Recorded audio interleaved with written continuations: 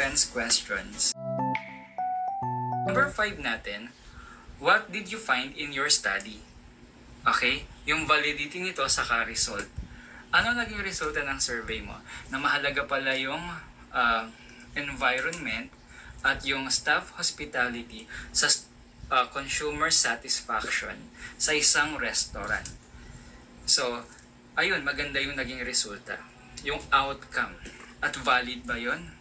Yes, kasi meron kang ginamit na questionnaires, meron kang sagot, resulta, base dun sa mga respondents. Number 6, how will your findings contribute to the related areas of knowledge?